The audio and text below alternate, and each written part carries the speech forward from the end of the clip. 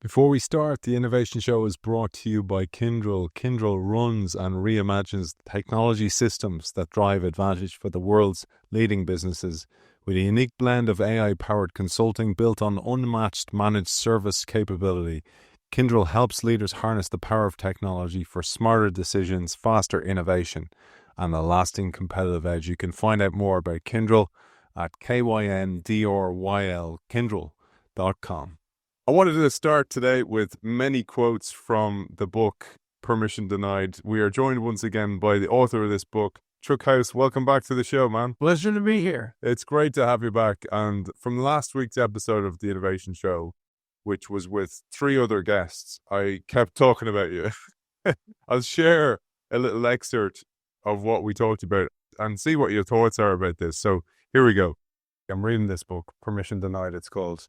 Because Chuck House, this guy, he was told by Packard, don't be working on this project. I don't want to see this project in a lab in a year.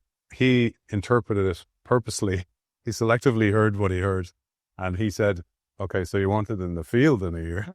He was told specifically not to do it. And he did it behind closed doors. And he himself, he's an engineer, went out with his family on a tour, drove around to different types of customers, took out his front seat of his Volkswagen Beetle and put in this machine and showed it to customers. And the only way that project took off was because one of his colleagues had had a heart attack and wanted to see his heart monitor on a heart monitor. And his wife was a nurse. And his wife said, this would be a very valuable project. Now, I say all that to say, A, he was told by the leader of the company, the owner of the company, the founder of the company, who, and this is where I did the research, I looked at his book, and in his book, he said, give engineers the space to explore. Yes. And that is a paradox that you see time and time again. And I really wanted you guys to share your view of that because you work with CEOs. And I think sometimes they believe they're giving people permission. But if those permissions, you mentioned the fire phone, if they fail, and I use that term, you keep a receipt, you have a blemish in your career. Chuck House said this about himself. He said, he did a second project after having that hero project. He himself said, we need to kill the project. And he lost all his management, all his budget. And all of a sudden he went from hero to zero and he had to build that again. That is a problem. And that makes people like him give up. Now, he didn't, but they're very, very rare. And the corporate immune system doesn't let them flourish. That's because we still have that hero syndrome. It's that one person who needs to fight the system. Like, yeah, well, then you'll get one innovation every, 50 years. So why didn't Nestle come up with one Nespresso? Right. Because that's the hero system, right? So what we need is actually a real system that leadership supports so that many can explore. And if you fail, it's not going to blemish you. And you can love Amazon or hate Amazon. When Jeff Bezos was CEO, he did say, invention, he called it invention.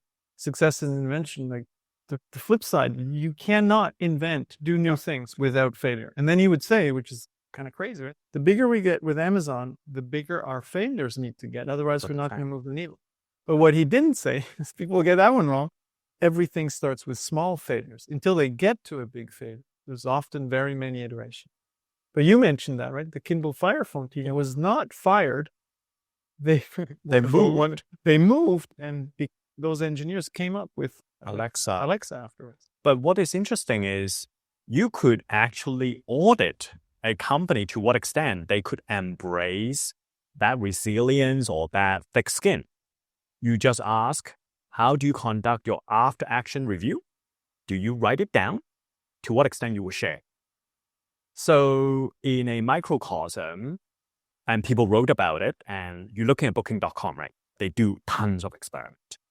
And engineers need to log their experiment in a centralized system. And then no permission needs to ask. So a junior guy in Sydney can look up what's going on with a VP in Amsterdam. Is, right to know, not need to know basis.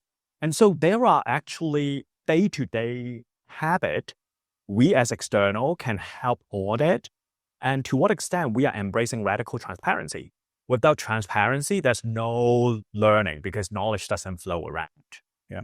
And I'll just add one point, because these are very interesting perspectives, going back to your point about architecture as well. And I think it's absolutely, you are absolutely spot on about the fact that there is no way to really get to the next breakthrough without that permission to fail and without letting so-called 1,000 flowers bloom. And what helps kind of as a company, what's important for you to then succeed with it, because you want things to succeed, but then how do they fit together? What's that picture? So you need to be very clear about what do we want to become? As the world is changing, what do we want to become in a year from now, 2 years from now? It's not a 1 year, 2 year plan. You can't plan when the structure is uncertain, but you need to have a vision of here's what we want to be. Here's the logic of how we'll operate 1, 2, 3 years from now, and constantly update that based on how things are changing.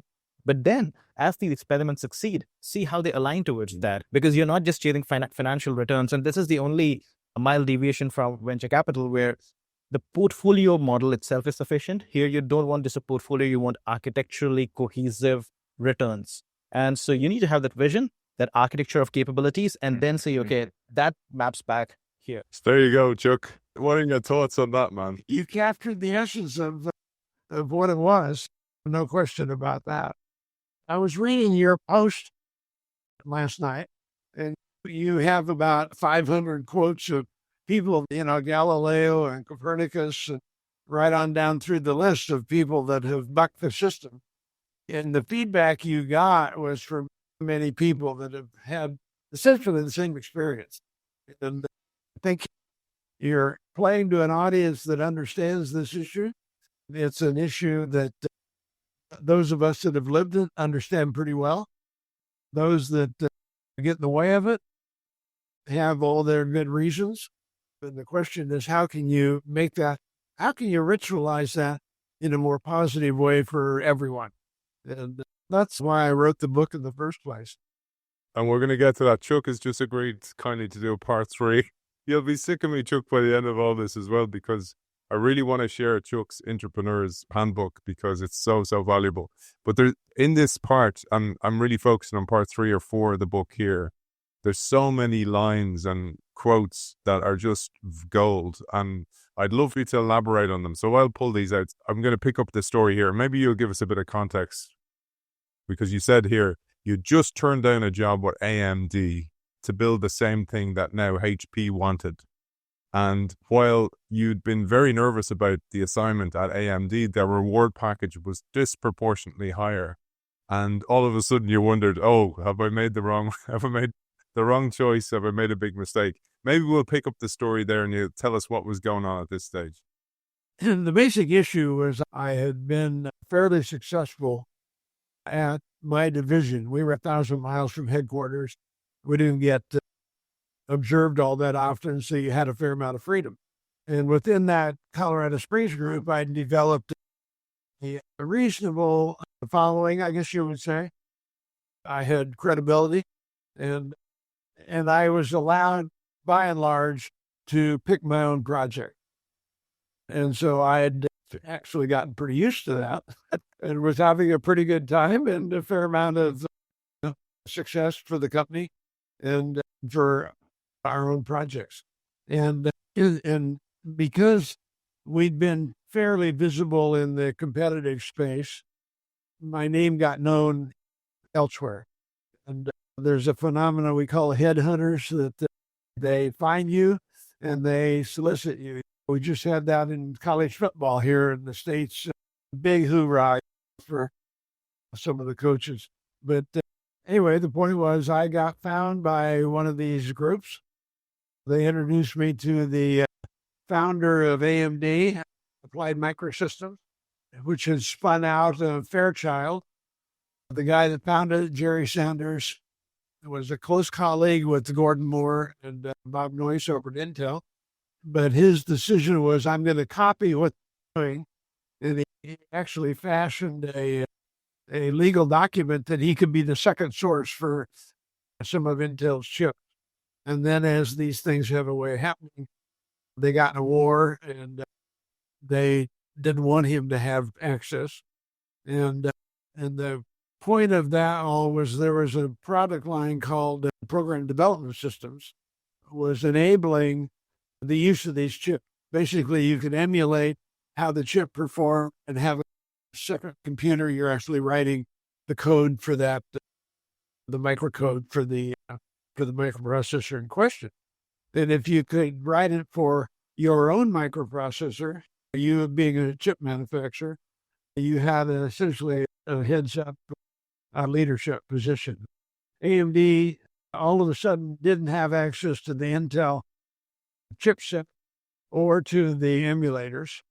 And Jerry Sanders, being the enterprising guy that he was, decided he wanted to build a competing program.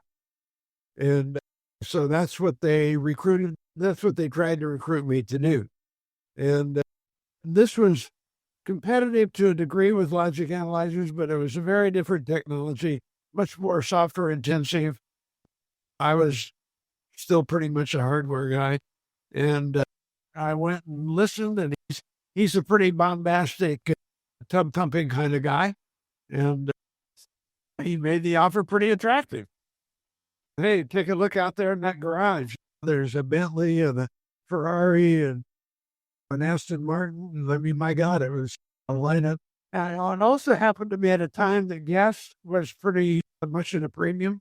This would be like 1978 or so. And people are in long lines at the gas station, and OPEC had kind of closed down the U.S. supply. And his wife served breakfast in a very filmy kind of thing. She was a model, and she was known for her risque dress. And she, first of all, served us breakfast, and I was bedazzled. And then she jumped in one of the cars and drove off and ran out of gas about 2 miles from home. And so he gets a call while we're interviewing from the fire department who had found her. And she's basically still dressed in this basically scatty nightgown, but she's out of gas 3 miles from the gas station, right? So it was almost laughable. But anyway, the point was, as he described it and how it would work, and there would be a partnership with Siemens in Germany. And this was all, I'm a Colorado Springs country boy. And it's like, holy smokes, this would be way out of my league. And so I basically said, no. It took a while, and he was unhappy with my decision, but, that's how it is. Never spoke to him again in my life. He wouldn't have spoken to me if I'd met him. And so about 2 months later, I'm being hosted. I was on the magazine cover, and I had even more notoriety. Then we met a meeting up in Canada. And one of HP's vice presidents from California was there, and he asked me to go for a walk along the Ottawa River. And it's colder than blue blazes and fall color around. And he says, here's what we'd like your group to do. We want you to build exactly what AMD was asking me to build. And I said, thank you very much for your input, but, I'm in charge of my own program out here. He said, no, I don't think you understand. You work for Hewlett Packard, and we call the shots when we need to. And you're going to build this damn thing. And you go, oh, wait a minute. There's no pretty girl in the next day. There's no Bentley. I don't know. I didn't know what a stock option really was. And it was like, did I make the wrong decision? What is this? And so it took a little soul searching to wrap my mind around it. Years later, I gave a TEDx talk. I don't know if you know about the TED Talks, but I gave a talk and I said, resilience is the most important single thing you can do. And in fact, I've been thinking if I did a second edition of the book, I'd have one last chapter that says, what are some of the important things to learn? And resilience is the one. And in this case, the resilience was realizing, A, I don't have a choice with what Palo Alto is telling me I have to do. B, once you get with the program and decide it'd be a good thing. And C, let's bring some of that same inventive capability of the team you've already built to this new project. So that's the story. There was a couple of little things here, and this one resonated with me on a personal level. It was regards to the PDS challenge. And here you said you didn't feel victorious, even though in a way you'd been headhunted inside the organization. This was an honor, but you felt that it came back to control because you liked being in charge of creating change, and you bridled when someone else told you what to do. And you wondered, had it something to do with the long simmering issues you had with your father? Being ordered to change has often been an emotional hurdle. The reason that I'd love you to share that is I see that as a very common trait with intrapreneurs. or change makers, for sure. For sure. They don't like being told what to do. Well, that certainly is true in my case. It's certainly true in my case. And I guess I did put it in the book that there was probably issues with my father. I don't know whether that's, would I say that today? Probably still would. There's always a galvanizing reason for what we do. You look in the mirror and you think you're a pretty good fellow, and other people are saying, "What the hell is he doing that?" And you go, when I was 4 years old, see, I didn't get a bicycle. For sure. But Chuck, I'd love you to share how that manifested in the workplace, because this often gets us in trouble in the workplace. Oh, yeah. In fact, I think you hit the nail on the head. What happens in the workplace is more or less the company thinks that they own you. I wouldn't say you're a chattel, but you're an employee. They're the employer. They should be able to dictate what you work on and what the goals are. Okay. And I've found that limiting often. And so one response to that is to design your own world. Another is to fight it. A third is to leave that environment and go become an entrepreneur. So you have several different choices. But in my case, that was one of the fueling ambitions, if you will, was to be in control. But a bigger thing for me often was I just saw something different that could be done. And the people I'm with didn't see it, they didn't appreciate it. And so it isn't just a question of you'd like control, it's a question of you just have this dream or this insight, and you say, my God, we could drive a Mack truck through this hole in the front line. And so that, more often than not, that's what drove me. But subconsciously, I'm sure it was some of this control element as well. We'll discover later, sometimes the innovator, the intrapreneur, sees it way earlier than anyone else. And by the time the organization then look at the opportunity, you're number 43 as an entry into that marketplace, like happened with the PDS. But we'll get to that, Chuck, because that's a part of the story as well. There's a few key quotes here that I just loved, and they're just applicable to everybody in every role, whether you're an incumbent or a new entrant to a marketplace. You write here that innovation changes everything. Your opportunity is also open to others. Who? Other innovators. That's who, you say. And strange as it may seem, because existing competitors know the old rules, they are among the least likely to be your key competitors in the new order. Very important point. Existing competitors almost always follow the same pattern. First, they redouble their efforts to improve the old existing products to show that the new approach is really not yet necessary. Second, when it becomes dramatically clear that the shift is happening, they'll awkwardly try to meld the two ideas. I'd love you to share that, because that happens even today. There's a set of sayings about the 4 stages that people go through. Page 21 of this book, I'll just kind of read it.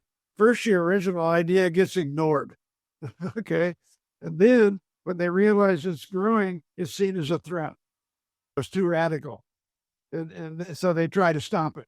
And then they try to corrupt it. Oh, here's what's wrong with it. If you could do this, you could meld it in with what's going on today. And then when it finally gets instituted, they say, well, actually, that was mine. They take credit for it instead of you. It's a beautiful story. And it's something that happened to you many times, as we talked about in part 1. But here, I'd love you to give us context of your actual story here, because you say in hindsight, you should have seen Intel rather than Tektronix as the real competitor. And this is what happens. You start looking over here at the existing competitors and somebody comes from nowhere. But as you say, it's extremely hard to do, especially if you've been locked in a head-to-head battle for years. And this new idea seems like a breakthrough you've sought for so many years. And of course, you'll focus on beating your biggest foe and you go, whoops, who's this other company? So oscilloscopes had been the weakness for HP forever. When I say forever, something like the mid-50s, when they set up their own sales force and took it away from the distributors that were handling both HP and Tektronix. And switching circuits, things like radar, things like computers, were just starting to happen compared to analog radio and television, and all the things that the entertainment world knew about. And so the point was they got a tremendous head start. We were a Johnny-come-lately. We weren't 43rd, but we were like 5th or 6th, and they had like a 90% market share. And so I joined in 62. They'd been at that for 7 or 8 years. We tried end runs. We tried hit on for like 15 years. It didn't make a whole lot of progress until the logic analyzer line. And all of a sudden, logic, we're doing better than they are. I'd done a nice job with displays, but that was a kind of a niche area. But now we've got this logic line, and we're whipping them. It was such a delicious feeling, but I kept feeling and fretting about we're getting under-resourced for our own development plan, and they're going to redouble their effort and catch us, right? So that was my entire focus. And then we kept hearing from people that were buying our logic analysis, they kept saying, there's this thing called an emulator. What's that? And we didn't even know the word. And so for about a year, we keep hearing, they're selling as many of those things as you're selling logic analyzers. And you go, oh, really? That's interesting. And then I'm with the AMD guy, and you go, he thinks that's the business. How come I don't? And then I'm up in Canada walking along this river, freezing, thinking, holy shit. This is the whole point. This is how the new designs are happening. The paradigm has completely changed. And the question is, how do you write the code and then debug it with our tools? But the question is, the hard job is writing. And you go, oh, that's our real competitor. But this didn't happen. It didn't happen at 10 at night and you wake up with a light bulb. It was like a slow, they had to kind of eat away at my belief system. I represent, in that case, the old guard, and they represent the new thing. And so the idea that I had to learn their way and embrace it, that's a hard thing. And it would have been harder. It is harder when you've been successful doing what you're doing. If I was still looking for a new way to break through, you'd go, oh, hey, that's it. But I'm writing my own success bubble. And so that's what's hard to get your mind out of. I used to describe it with a little diagram. And you say, you don't know what you don't know. And the problem is you do know what you do know. And the question is, if you want to think about an area that you don't know much about, you have to almost forget what you know in order to imagine the new thing. That's a tricky proposition. Chuck, I'm gonna share that diagram because I thought it was brilliant, and this is one of the pieces, and I'm glad you brought it up because it's one of the key pieces I wanted to share. Was you were brilliant. You are a brilliant innovator. You're still entrepreneur. You were an entrepreneur. You had a team who was brilliant, who had succeeded. And even with that success, it blinds you to new opportunities. And I think that's the cycle that continues time and time again. There's a saying I use, which is you cannot read the label when you're inside the jar. So from the outside, you're looking at other people and you're kind of going, oh my God, they're such laggards, or they don't get it, etc. But when it's your turn, because you've created this reality for yourself, you miss it, the paradigm, so often. And I have a brilliant quote here from you. You say, the biggest resistance to innovation in our place was centered in our own leaders. Our executive staff did not understand and hence could not support our logic program in good conscience. They had to be shown, coaxed, cajoled into understanding the issues enough to quit resisting, even though they weren't being asked to invent in the new arena. It would have helped if they had fought those who were. But now I was staring head on the fact that I and my own staff were exhibiting analogous narrow-mindedness when seen from Palo Alto. Creativity and innovation, often lauded, are actually feared more when they are embraced by most managements. They espouse innovation, but actions belie the words. Why? True innovation clouds the future and predictably goes out of the window. Most managers really want to avoid risk, especially if visible failure might be involved. Our division management was no exception, and it was a struggle with these attitudes to find an approach to win their support. Such a key paragraph. I'd love you to elaborate. The essay I used to write was, you can't see the picture when you're in the frame. That's Brilliant. exactly what the problem was. And all of a sudden you say, my God, I must look to the new group like my old group looked to me.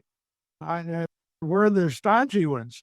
We don't get it. And yeah, it took and not everybody made that transition. When we first put the logic team together, it was like putting a draft baseball team together, a rugby in your case.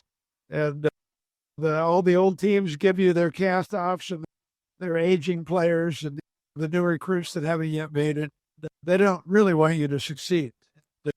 So we did a lot of turnover, and some got it and a whole lot didn't. And here I am with this team that I've built, and we've just conquered the world, our little world. And now I can't move them either. It's like, wait a minute. I know these guys. These are all good people. These are my people. What the hell's wrong here? Then what was wrong was they had learned heavily. Dave Packer used to say, those who resist change led the last one. That's it. I have a few little diagrams here. I thought about this diffusion of innovation model that you're familiar with, which is the Everett Rogers piece about how adoption happens. And you said there, not everybody made it. When you have a change inside an organization, this is really about diffusion of a new technology into society. But you also see it with change initiatives, even with a micro team that you had at the time. And you write here, now I had a new struggle with myself. I and my team were now the recalcitrants, at least as viewed from Palo Alto. We had flipped almost instantly from the proud, successful Mavericks knocking the ball out of the park into a fearful, resistant group unwilling to tackle the new challenge looming just in front of us. A surprising turn of events, as you say yourself. But I thought this diagram mapped exactly to what you saw in your team because, as you said, not everybody made it to that step when you started to work for Palo Alto, essentially. Right. So you can pick segments of that diagram. And our team was in that early maturity phase of logic analyzers. We had no one in that early adopter phase on our team. No one. I mean, the world had a few people like that, but we didn't have anybody. So we had no one espousing this new paradigm other than Palo Alto, who they could see it. They didn't want to deal with it. They wanted someone else to deal with it. And they said, you guys are digital guys. Hell, you're the ones, right? And we're, why us? And then you go, oh, why us is because it's seen from 30,000 feet. We're the obvious player. We just aren't the obvious player psychologically or emotionally or technically or any of those things. I'll show the diagram you mentioned there, Chuck, because I thought this was helpful to understand for people where they sit. And look on the right side, it says unconscious and conscious. So unconscious are the bottom two boxes. Unconscious meaning it's subconscious. It's not really part of you can't articulate it, but you probably know it. Conscious is, you can describe it, you're affected. Looking at the top, it says competent and incompetent. You can think skilled or unskilled, whatever. But the point is, let's start in the lower right. When you're 3 years old, you don't know how to tie your shoes, and you don't know that you don't have to learn that. And then usually an older sister comes up and says, you got to learn this, kid. And you go, okay. So you laboriously learn how to tie your shoelaces, then you move up into that upper right quadrant. Now, what you didn't know. Now you know how to tie your shoes, kind of. And friends come over, you say, let me show you I know how to tie my shoes. And then you demonstrate that you haven't quite learned it. And so once you get it down, you're over the do know, you do know. Now you know how to do it, and you can do it with practice in a crowd.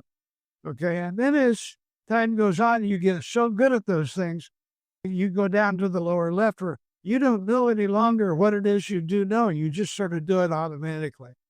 Let me give you an example. I would stand in a group and I'd ask how many people here know the color of their toothbrush. And about 2/3 of the hands will go up. And I say to the other third, you're not married, are you? Or you've got your own bathroom. If you share a bathroom, you usually learn your toothbrush color and the other person's. And so you don't pay attention if you don't have to. And most of our life is out. So the question is, as you go around that loop, you get better and better at doing things until you do a lot of just almost automatic. And then what happens, you're down in the lower left and the paradigm changes. And you don't realize for a while the paradigm changes because you're still busy doing what it is you do so well, you don't even have to think about it. Okay?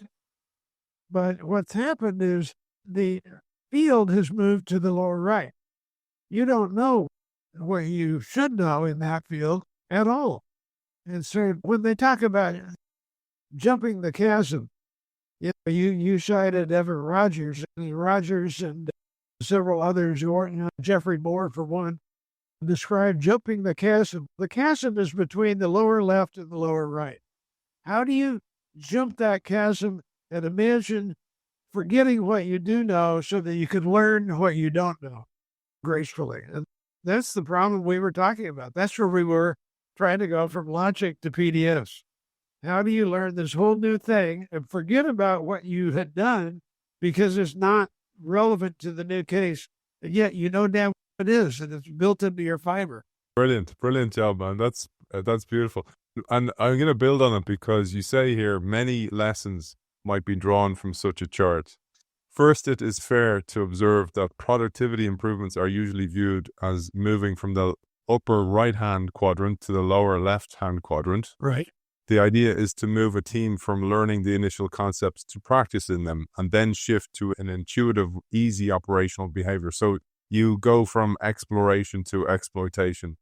And then many companies prefer to hire new college graduates so they can teach how we do things around here instead of having the new hires waste time unlearning a different company's processes and values, or the company themselves, the unlearning part. And I think that piece is so core that you experienced was to learn something new. Sometimes you have to unlearn something old, and that's the difficulty. Well, I think that's one of the reasons people get trapped in the fields that they're in, is the unlearning process is a tough one. You've got to be introspective. You've got to be really challenging your own beliefs, and it's just not a comfortable place to be. I've seen lots of companies that'll get down in the lower left-hand corner. They're very good at what they do, and then the sales start dwindling and profits start eroding, and the top management will get together and say, we need to put a training course in to train people in what it is we learned that the new kids don't know, and so we could actually build a way to make them like us. And what they should be doing is, remember the girl that parked my brain at the door? What they should be doing is say, take these new ones and say, hey, why don't you take a look around, see what we do, and then you tell us what we should be doing. But that's not the way most management teams operate. I used to do that, Chuck, when I had a team, and not as big a team as you. I used to do a thing called reverse onboarding, which was to ask them to report back to me all the stuff we were doing wrong after 6 to 12 weeks with no receipts kept on them. Every time I changed jobs, I spent the first week journaling. What is it you're seeing? Because that week is you're seeing things with such fresh eyes. And the things that are strange to you have got to be written down because you'll forget them 10 days later, the fresh of things. But that often is where the jewels are of what the outsider could see, at least briefly, that no one inside could see. That's key, I think, that it's briefly, because then you get used to it and you stop seeing it after a while. There's a great quote, Alvin Toffler, the sci-fi writer, in Creature Shock. I'm sure you've read that book. He said, the illiterate of the 21st century will not be those who cannot read and write, but those who cannot learn, unlearn, and relearn. And that is just branded into my brain. But again, I'm sure there's loads of stuff I do that I can't see the picture when I'm inside the frame, to use your saying. But you say here, And I think this is key again. I might put the diagram back up for those people who are watching us on YouTube, because I loved what you said. Imagine that as events move along, things get harder, profits become more elusive, and efficiencies less pertinent. The response often is to try and figure out what happened or what we need to do to recapture what once we did so well. And a classic response, often from higher level management in conjunction with HR or a training department, is to go back to the basics, to revisit what made us great in the first place, and to reinstill the things we once knew so well. And in effect, the result is, let's go back to quadrant 3 from quadrant 4, instead of trying to move from quadrant 4 to 1 and 2 all over again. I thought that was a core message. And so I would interpret that as, okay, you're down in 4. The kids, the new hires from a couple of years ago are stuck in 3, not doing as well as you'd like. They don't know as much as you'd like. So the quadrant 4 will go up to the training team up in quadrant 2 and say, why don't you train them better so they can do 3, right? So they completely skip that first quadrant. And the point, of course, of what I was writing is that very often the breakthroughs are in the first quadrant, have to be in the first quadrant. So yeah, you summed it well. Man, I'm just quoting your brilliance here. Okay, so I'll move along here. So this quote I thought was important to call out as well. You said, being open to new ideas, in effect, being willing to stop in the midst of something that has felt comfortable but has changed character somehow, is not all that easy. Often it seems that the more expert or powerful someone is or has been, the more they tend to want to stay in the comfort zone rather than admit that they really don't know what to do in this new instance, the new paradigm. I chuckled as I read that because, ironically, it's how Thomas Kuhn behaved. Yeah. The guy who, for those who don't know, the guy who popularized the concept of the paradigm shift. He reacted like that when you approached him with a new idea. I mean, talk about ironic. Here's this guy writing about understanding how new paradigms get adopted, and he missed one himself. But so did I. And I think you'll find late in the book, I've got an example where, like 40 years later, I was running a digital arts college. And we were just, talk about blowing it away. We were named the number 2 digital arts college in the world, next to one in China. One in France was 3rd. And we had this guy who was our director of these digital films. These were all computer-generated films, like an 8-minute film, and it took many hundreds of hours of compute time to do these things and all that. And he came to me, and for his team, he wanted to take 3 people to SIGGRAPH, which is the big international graphics and film show for the computer industry, right? And it turned out it was maybe $10,000 or $20,000, which our little school didn't have. And so I met with my staff. I was the chancellor of the university, and I turned it down. He just blew a head gasket. And my HR director came to me and says, aren't you writing? I was in the middle of writing the book that you're talking about. And she says, aren't you talking about how great intrapreneuring is and people inside the organization try to do different things? She said, and you turned him down?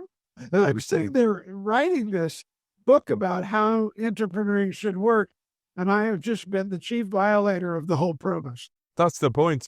There's another funny one I came across. There's a guy called Howard Gardner, brilliant writer, the guy who created different types of learning, different kinds of minds that people have. And he met Stanley Milgram. Do you remember the famous Milgram experiments, which were on speaking truth to power or authority bias, where you had these groups of people and they were actors, but you had an actor and then you had somebody who wasn't an actor, and the person who wasn't an actor would ask you a question. So it was a learner and a teacher. And then if you got the answer wrong as the learner, I would give you a mild electric shock. But in all cases, and it went up to something like 80% of people were willing to give it a shock that was potentially fatal only by listening to the person who was wearing a white coat. So they turn and go, hey, wait a second, what if this guy dies And they go, it's my responsibility. And then they'd continue. So that's the guy. He did those famous studies, and they were about stuff like how atrocities like the Holocaust happened. Oh, yeah. Because people they outsource responsibility, right? But the same guy, Howard Gardner, was taking a class with Stanley Milgram, and he opposed one of his ideas in the class, and Milgram lost it. And I was like, oh, the irony of this. Yeah, we're all victims of our own space. Big fan. It's easy to point the finger. There's a great saying, Chuck, when you point the finger, there's pointing back to yourself. Or else even worse, if you've heard of the 3 asshole rule. So if you meet 3 assholes in a day, maybe you're the asshole. I love it. Yeah. Well, okay. we'll keep going, man. So you say here, an additional complication is that the new paradigm, the changed situation, is usually cloudy, fuzzy, and inexplicit. The old paradigm from which we've come has rules, is well established, and has well articulated procedures and processes. The new one is at best dimly viewed, half conceived, and dichotomous, even for the visionary who senses or even grasps it. I think that's one of the biggest challenges as the entrepreneur is trying to explain the feeling you have, because usually it's a feeling, and usually you sense the world in a different way, that because they're so expert at being managers, they don't. And because maybe we're a bit neurodivergent, or we see the world differently, we read different things, we're into different music, whatever it is, you see things differently, but then you try and articulate it, and it doesn't make any sense to the person who's listening. So I've got a diagram where you go from being lost at sea to you're working on the right, you're working on effective things, but you're not sure they're the right things. And then you're right things, but you don't know if it's sufficient. That is the way of somebody trying to work their way through a cloudy situation. So I got rid of a project called Next Gen before the logic line. And I knew what I was working on wasn't any good, but I didn't have any vision of what to do different. And I started describing some things that we'd seen in the Tektronix booth, going back to some examples in the book. But we started talking about things we'd seen that were dichotomous at a trade conference using the competition's newest, latest, and greatest product. But it clearly didn't address the issue. That gave us a clue of some useful things. But who it gave the clue to were the 2 of us that were there, not the whole team, right? And then we spent a little more time and we said, hey, a couple of these are actually the right things. They may not be sufficient, but they're the right things. Then you've got this team of 20 and you say, let me describe that these are the right things. And they say, huh? Are you sure? What's the vision? They're back at level A, you're at level C. And trying to convince them to move from A to C with you takes a lot of time. And it works better if you're explicit about it. You can't be explicit because you don't know. And then you finally get the vision. Say, oh, I know what we ought to do. And they say, are you sure? And you say, I think I'm sure. And it's not very convincing.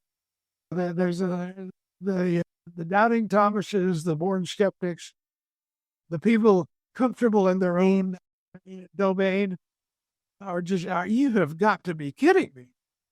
And so traveling this path is a twofold problem. You've got to travel it as the leader, and then you've got to persuade others to come along. When you know where you're going, kind of, but you can't be explicit. You're describing a gut feel or an intangible or a ephemeral kind of thing. It's an interesting act. And it's a huge challenge for the entrepreneur, as you tell us. And I think it's really interesting. And this worked out beautifully because the next part I wanted to segue to was a challenge that people think is easier for an entrepreneur. So I'll set you up here. So you write that one problem that almost all entrepreneurs and intrapreneurs share is how to gain the attention of the sales channel. So something Chuck said there is that journey that you bring people on, it depends on where they are. So message sent does not always equal message received to the person listening to you because of their different point on the scale of their advancement on the journey for you. But Chuck writes that many people say this, and I say this, and I realize here that this is actually not always the case. Intrapreneurs have it really easy compared to entrepreneurs because there is already a sales force or a marketing force, for example, for your company. And you think they have a head start. But this totally misunderstands a key point that Chuck points out. It is actually harder to get an existing sales force to switch allegiance from existing products that already work and they know how to sell to become true believers in a brand new product. And then later on, you write, did our existing sales channel have the skills and the motivation to sell logic state analyzers? Nope. We had to train and motivate the whole sales force to sell our products. We had to get specific sales quotas for our product line. We had to get a share of mind of our salespeople. This is, if anybody gets anything out of this show, I think this point is probably one of the most important ones. I'd say there are two important points that I would really make in retrospect. That's one. And the other is the management of entrepreneurs is a lot different than being an entrepreneur. And so I spend time in the book on how to think about being a manager of entrepreneurs successfully and stimulating. I don't spend as much time on this sales question, but you're right. There's a crucial question, and it doesn't take long to think about it. You know, what happens if you have a startup, and I've done plenty of startups at this point, the true believers come with you. They see what you're doing, and they say, yeah, I can sell that. I can sell that to ice cubes to an Eskimo kind of thing. But in a comfortable corporate environment where the sales team has been in place for quite a while, selling something else, and then you say, hey, new deal, we want you to take time out of what you're really good at and concentrate on this thing you don't know anything about. And trust me, it'll work out really well. It's just like, you got to be kidding. And so we spent invaluable time finding a few converts that could be in that group. And then the secret one of the old timers came up with was a tchotchke that happened to actually build competitive juices around the group. And so he framed it that if you can sell 10 of these things, you'll get a hero badge, basically. Salespeople always go for ours. I'm very kind of stereotyping here, but sales teams love contests. So he was able to reframe the problem. Instead of learning new skills, we'll teach you where to go and get cheap sales, but we'll give you a reward if we do it, a differential reward. So, yeah, you nailed it. That is, and in retrospect, I didn't spend that much time on it, but it was a crisp little nugget. And Chuck, I just want to tell our audience, for the people who are joining us for this, and I'm pointing to the book on the shelf there behind me. We're going to go to part 3. In part 3 of this series, we're going to cover Chuck's guides to be both a manager of an entrepreneur, but also to be the intrapreneur. You got to see it from both sides of the coin. But there was an interesting story. I don't know if you ever heard of this company, Sonosite. They create like these, if you had an injury on a football field, or say you had tennis elbow, and they kind of have this ultrasound to check your injuries. So this is an ultrasound. So this company, Sonosite, and the CEO, a guy called Kevin Goodwin, he couldn't understand why they'd produced this brand new version that was half the size of the existing one, but it was third the price, and they couldn't sell them. And he's like, what the heck's going on? This is not as profitable for us, but it's more portable for our clients. It's a better product for our clients, and nobody's buying it. And they all said they wanted it. So he attended a meeting with his top sales guy, went out with this guy, sat there, and during the whole meeting, the guy never took out the new product. And he's like kicking him and nudging him under the table. He's like, show him the product, show him the product. And the guy wouldn't show the product. And afterwards, he said, what the heck was going on in there? Why didn't you show him the product? And he goes, what's my job? This is the sales guy. What's my job for you, sir? And he's like going, you're to sell. And he's like, to make you money. He goes, I only need to sell one of those, and I need to sell 3 of those. And it was like, the penny dropped, and he's like, oh my God. And on top of that, think about the commission. I need to sell 3 of those to get the same commission as one of those. And then you see the real drivers of resource allocation. You find these examples everywhere. I had one daughter who was working for a retailer. They sold, it was a women's dress shop. Okay, and so they sold dresses and bracelets and scarves and shoes, and the whole 9 yards. Okay, and it was a national chain. And all of a sudden, she went to be in the top salesperson out of 700 stores. And they sent someone out to audit, and it turned out she was in the lower half on most of the items. But she was number 1 on selling fur coats. And it turns out this was in Louisiana. You should never need a fur coat in Louisiana. And so the question was, what's going on here? She said the guys on the offshore oil rigs get paid in cash once every 4 weeks, and they get a weekend off. And she said, I would put the fur coats in the hall of the mall on sale, supposedly. And she said, I'd sell 3 coats to the same guy in 3 nights. And one coat was equal to 100 scarves. Brilliant example. And that's one of the things I shared.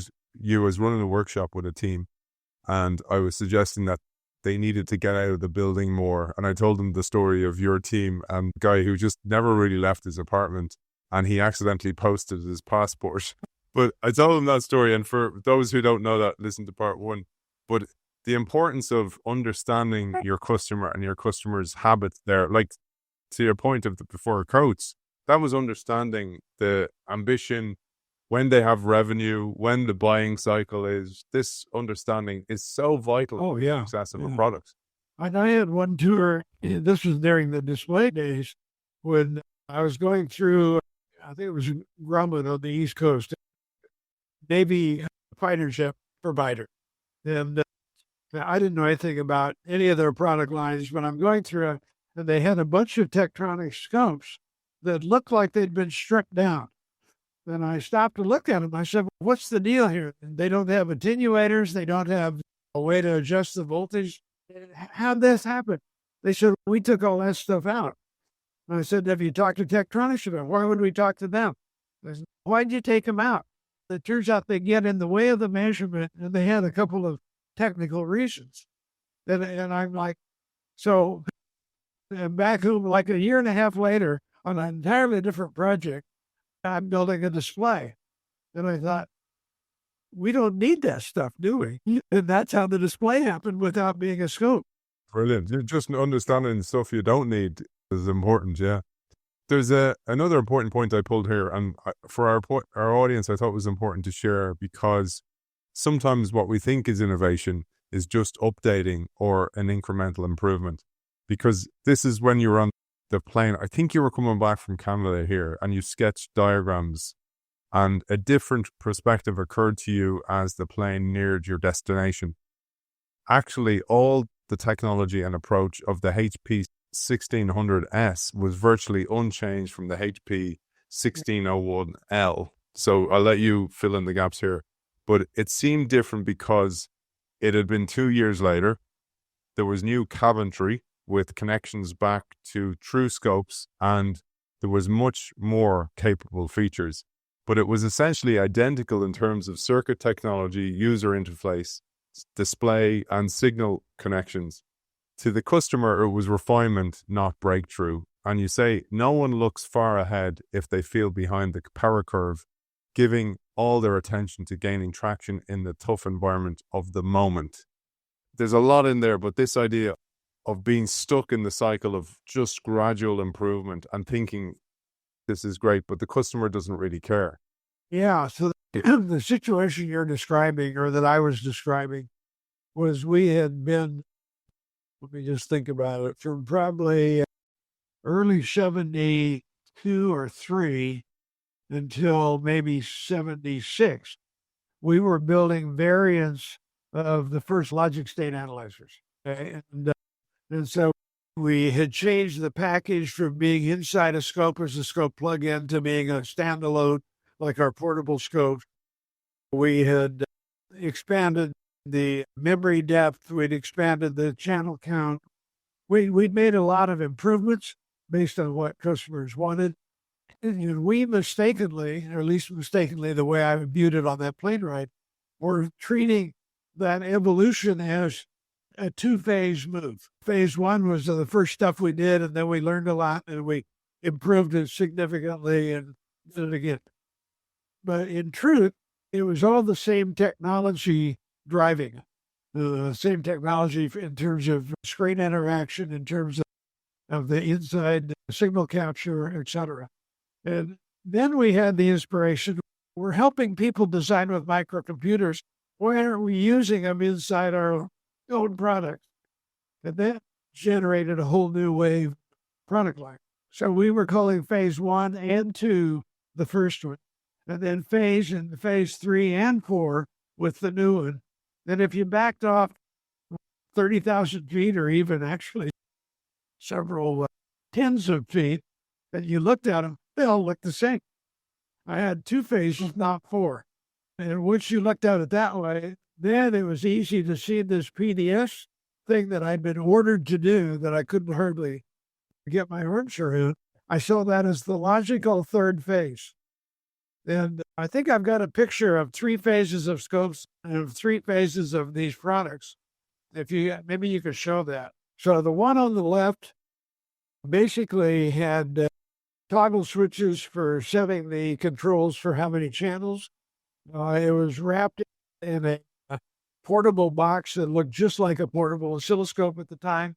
It had a conventional screen, and we wrote the ones and zeros instead of waveforms. The second one is microprocessor based, so instead of toggle switches, we have a 10-point keyboard, and you could dial things and all that. Much cleaner interface in a very different form factor.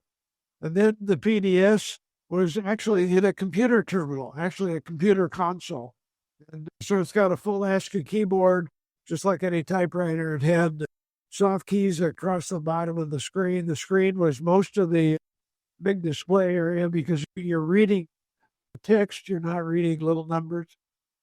Very different. I mean, you look at those, you can instantly tell those are 3 very distinct families of technology. Show the scope one. Here's 3 scopes going from 72 to 75, 78. They all look identical, pretty much. And the screen got a little bigger. The knobs all look the same. This is the same form factor that Tektronix introduced for IBM in 1965. And so you say, well, that works, right? And so everything Tech built and everything we built for the portable lines looked the same for like 20 years. Whereas in our line, everything changed every 3 years. And so that's a good way to tell about real phase changes as opposed to evolutionary change. The guys I showed you the clip from earlier on, I was sharing with them how the paradigm shift from vacuum tubes for many of the people you worked with, that paradigm shift left so many people in the dust because they thought maybe they'd be able to take a night course to change their skill set, but it was really a mindset shift. And that's what you find with this when you see that's being stuck inside the incremental paradigm, but a mindset shift would be something to go, we don't need the screen. Absolutely. And in a different way, computers for many years, actually until my displays, you had a typewriter keyboard printout. That's all you had. I mean, the idea of your smartphone not having the screen would be pretty awkward, right? There was another line here, Chuck, I thought was just gold, that I shared it to a couple of intrapreneurs I know. You wrote that, you call this after the naming party, this part of the book. You said, successful inventors have a relatively easy task, to invent something new. Innovators, though, have to make inventions succeed in the marketplace. If the innovator is an entrepreneur, the first tasks are to build a motivated, skilled team and find patient investors. After that, a new marketing and sales team can be assembled from true believers. You don't know what you don't know. If the innovator is an intrapreneur, however, the first tasks include building a motivated, capable team where the funding and instructions come from the parent company. All too often, the intrapreneur has to persuade the funders at headquarters to accept and be grateful for product definitions that are more innovative and very likely more expensive than they had imagined. If all of that comes to pass, the intrapreneur then has to co-opt attention and enthusiasm from an existing sales force that is already busy selling a set of products built on an older paradigm. And that usually is at odds with the new concepts. I thought that whole paragraph, it ties a little bit back into the sales team stuff, but the challenge for the intrapreneur here, it's a political challenge, and changing the minds from something existing is actually more difficult than creating something brand new in the first place. You're getting at the essence of why I wrote the book. I have met 100, maybe close to 500 entrepreneurs and countless entrepreneurs. And the issue for an entrepreneur is relatively straightforward once something like the venture capital community existed. But the route for the entrepreneur hasn't changed hardly at all, and it's all of those points that you list. And so I'll give you a specific example. So PDS got me into a job in Palo Alto. Boom, I'm in Palo Alto. Now I'm known to the world as opposed to just known to Jerry Sanders at AMD, right? And so I got invited to give talks and do a whole bunch of stuff. Point is, I got invited to the 25th anniversary of personal workstations by the ACM, Association for Computing Machinery. Big meeting. And it's going to be in Palo Alto. And I was one of, 24 featured speakers. And so I go to this thing, and every speaker, with one exception, plus me, who had worked on early workstations that failed. They were celebrating all of these innovative breakthroughs. And they were magnificent things that got baked in later and all that. And I'm like the next to last speaker. And I said, the problem I see in the room is we're not honoring the people that built something that sold in the marketplace. We've just honored 23 things that failed. And I said, and I'm working for a company that believes that selling is pretty useful. And two of us have done that. And I think it's just a different perspective. Are you an inventor or are you an innovator? And an entrepreneur. It wasn't a very popular talk. I wonder why, man. But it's the difference. It's absolutely the difference. But I want to move a little bit forward here, and we'll conclude with this story. I think you're now in HP in Palo Alto. You've got the new team. You have put a new vision together, and you've put Pisces together, this new product. I'd love you to tell us about this, because Pisces eventually, like any product, hits a decline phase. And you say, affirming your fears, HP's logic analyzer sales soon flattened. In fact, they dropped as Tech's new products took a toll. Once momentum is lost, you say, it's very hard to regain. This was a hard pill for you to swallow. 4 years elapsed before significant HP R&D resources were again applied to logic analyzers. HP didn't regain the leadership mantle for 8 years. This was a major mistake. You never abandoned a hard-fought win just as the momentum builds. But we did. HP did.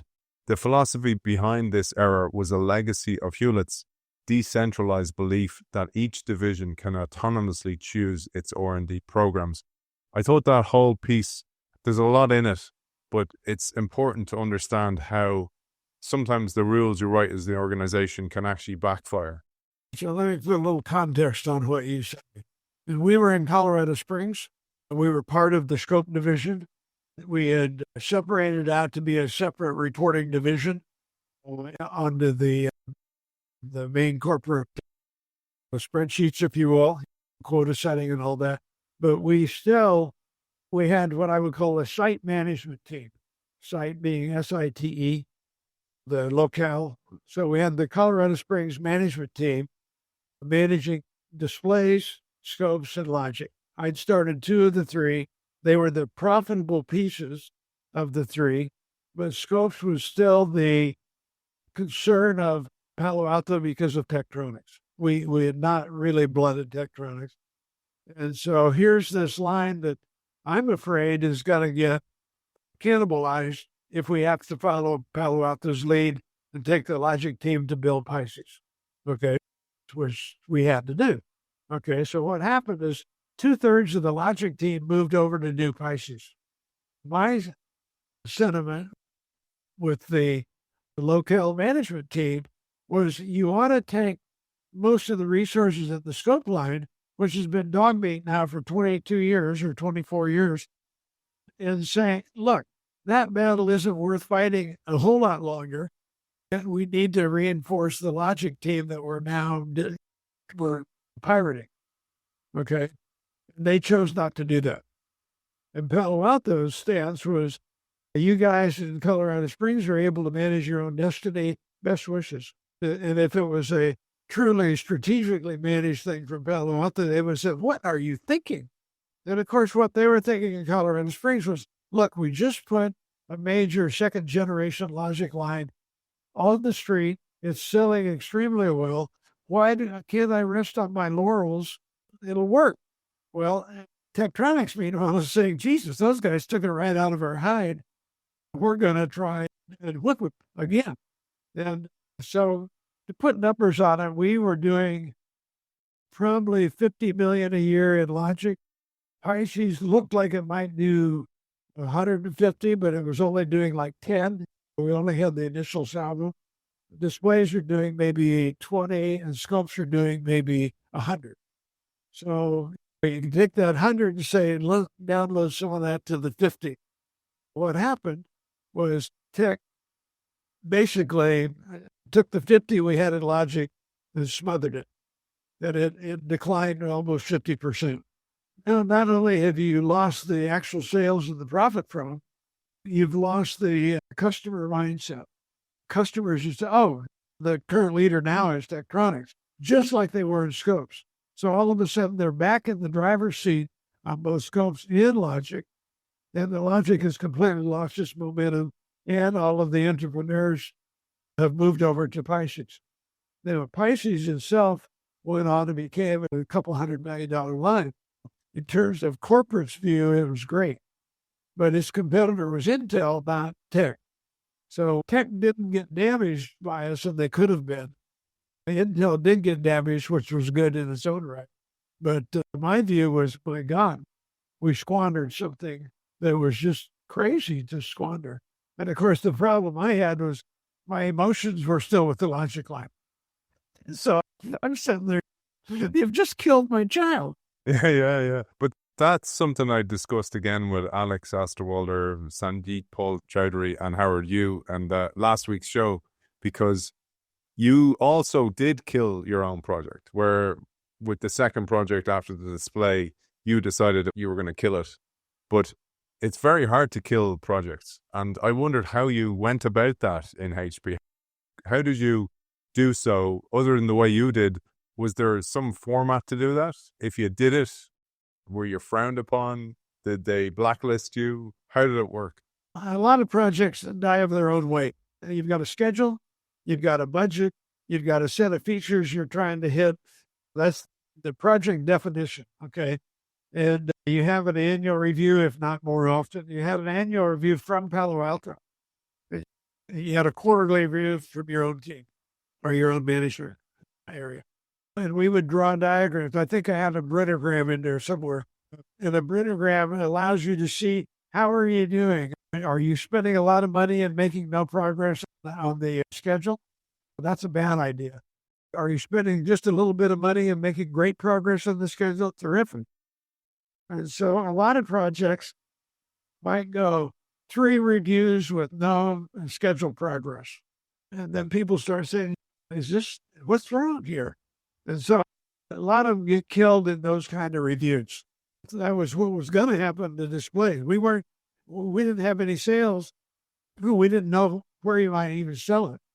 But so we were making good progress on the schedule. But when it came time for the market forecast, the guy running the marketing group said 30 is all we're ever going to shoot. Then Packard said, that's crazy. Why would you do that? Which makes sense, doesn't it, Chuck? You got to see it from corporate's perspective sometimes, because sometimes we see corporate as the enemy, but a lot of it's, we talked about timing, the value of timing. Being too early can also be as bad as being too late. And actually, too late's probably easier than too early, at least the market. We had one division that was run by a guy who could shield entrepreneurs beautifully. The guy labeled the science fair division because they'd built all sorts of wonderful things, including measuring the parahedron of Mercury to prove that Einstein was right. It turns out not that many people wanted to measure the parahedron of Mercury.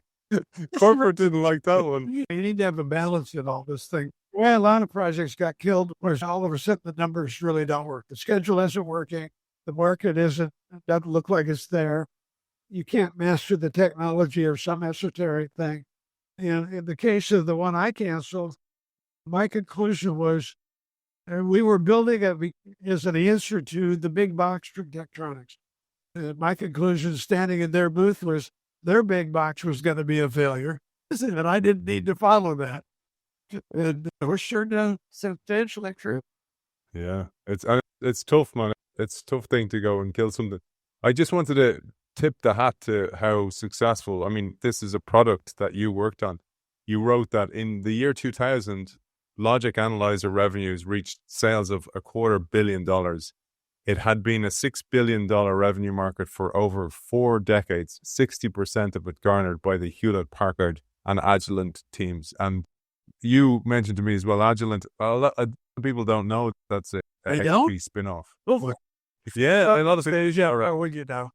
Do you want to just say a word on how successful this Logic Analyzer revenue was for the company? So there's several metrics you can use, but usually revenue and profits are the ones that top managements and shareholders like. We managed over, I think if you brought it current, we probably have sold $7 billion worth of this stuff. You know, that's a fair amount of loose change, particularly for essentially a field that has no retail market. We're selling tools to engineers to do things.